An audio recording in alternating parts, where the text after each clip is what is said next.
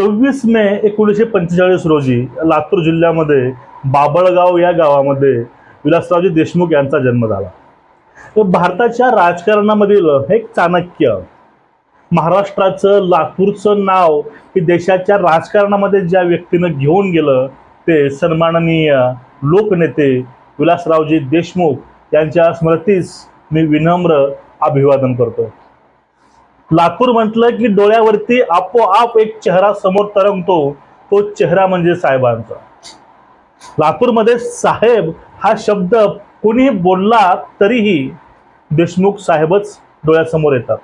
असं कर्तृत्व, असं काम हे साहेबांनी केलेलं आहे आणि त्या साहेबांचा आज स्मृती दिवस. आपण काही त्यांच्या गोष्टीला आज उजाळा देऊया.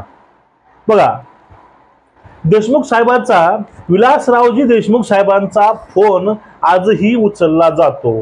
त्यांचा फोन नंबर काय आहे तुम्हाला मी शेवटी देईन, तोपर्यंत तुम्ही व्हिडिओ नक्कीच बघा.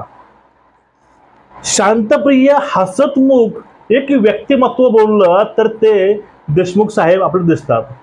विलासरावजींचा चेहरा तुम्ही कधीही बघा, ते नेहमी प्रसन्नच राहायचे. तुम्हाला प्रश्न पडला असावा की देशमुख साहेब, विलासरावजी साहेब एवढे प्रसन्न का राहायचे, कसे राहायचे?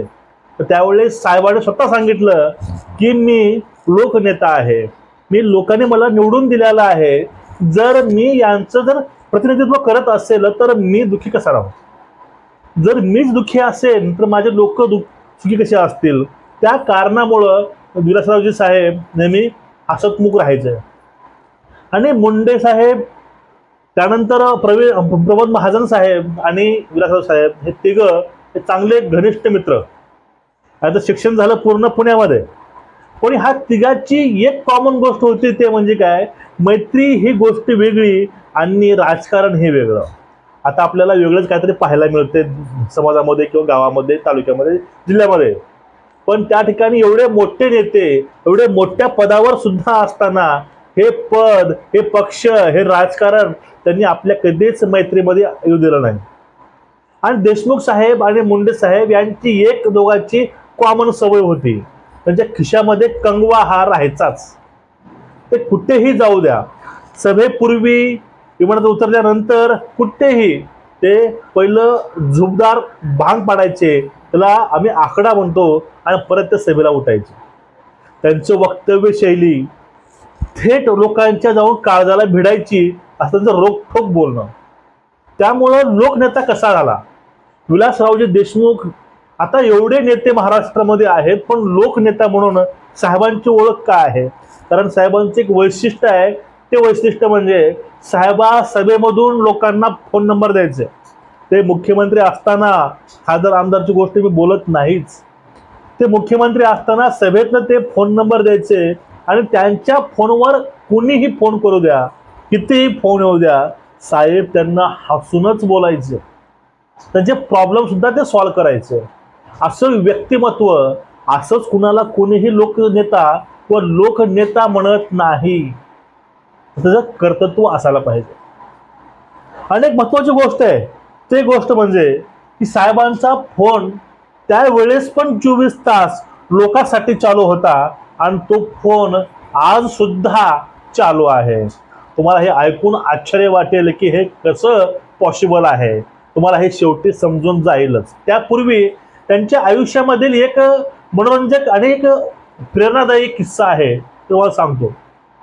आज साहेब रोजचं शासकीय गाडीमधून मंत्रालयामध्ये जायचे, मुख्यमंत्री दालनामध्ये. मग त्या बंगल्याच्या बाहेर, मंत्रालयाच्या बाहेर एक स्त्री थांबायची. ते रोजचं बघायचे, गार्ड त्या स्त्रीला बाहेर काढायचे. मग साहेबांनी त्या दिवशी जाऊन विचारलं, ते जे बाहेर महिला थांबले साडीमध्ये ते कोण आहे, तिला इथं घेऊन या. मग त्याने जाऊन साहेबांच्या कॅबिनमध्ये त्या महिलांना आणलं. त्यावेळेस ती महिला सांगितली, साहेब माझा नवरा चतुर्वर्णी म्हणजे चतुश्रेणीमध्ये तो काम करायचा, शिपाई होता, आणि ते मरण पावल्यामुळं कुटुंबाची रेस्पॉन्सिबिलिटी हे माझ्यावरती आहे. माझ्या कुटुंबामध्ये कुठलाही सोर्स नाही, फक्त 2 मुलं आहेत, माझं एक दुकान आहे इस्त्रीचं. मग त्यावेळेस साहेब बोलले, मग काय झालं? मग ती बाई म्हणते की मी अधिकाऱ्यांना हप्ता द्यायचा दुकानाचा, पण त्याची हप्त्याची रक्कम ही वाढली, त्यामुळे माझा हप्ता हा थकीत झाला, म्हणून त्याने माझी टपरी पण उचलून नेली, माझी तरी इस्त्री पण उचलून नेली.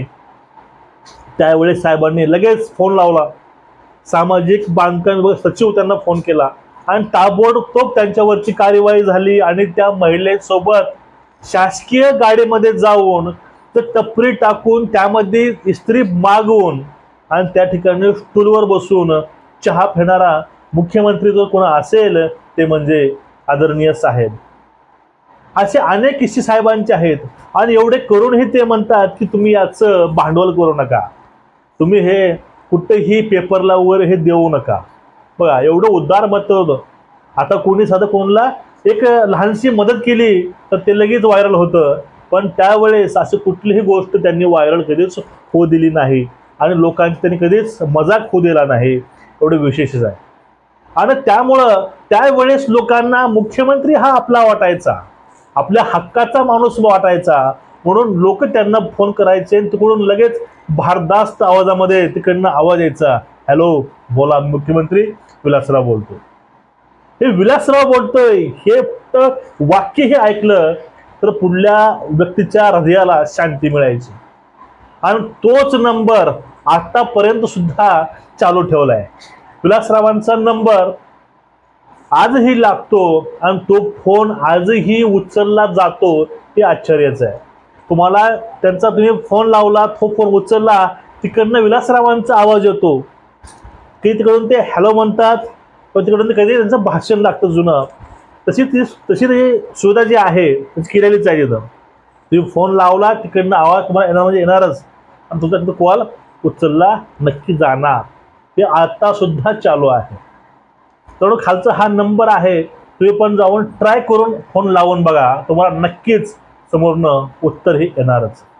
व्हिडिओ आवडला असेल नक्कीच शेअर करा, चॅनलला सबस्क्राईब करा, एक लाईक नक्कीच करा. नमस्कार.